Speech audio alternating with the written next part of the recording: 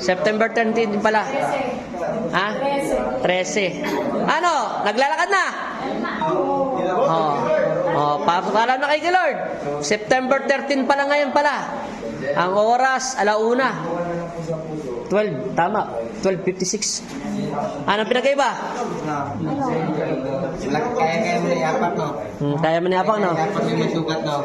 Wala na yung ano, no? Walang makita medisina sa'yo. Yung pala, kinukulam ka pala.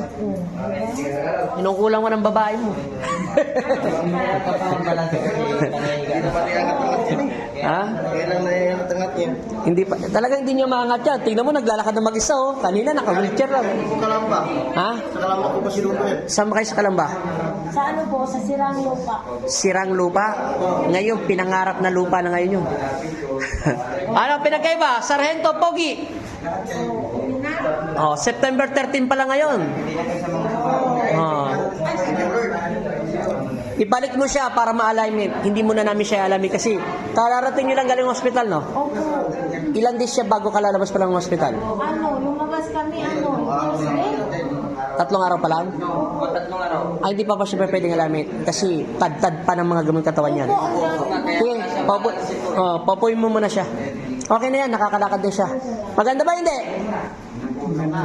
Sige, lakad. Balik ka na ron. Hindi ka muna namin pwede alignment. Sayang eh. Balik ka na sa trono mo. Hindi siya pwedeng umupo lagi sa trono niya, ha? Bukas na bukas, umupo na rin siya sa ganito. Yung langis, gabi-gabi lang siya papatakan yung sugat niya.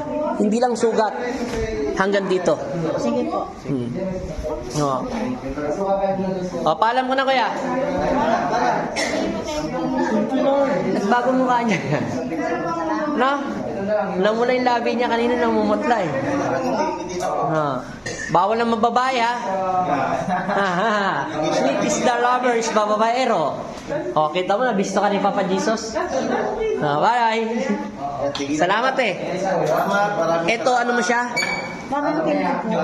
Chuin. Ito, kapatid niya, kala ko kanina asawa niya. Magkapatid pa lang. Ito, Kapit-bahay lang. kapit-bahay.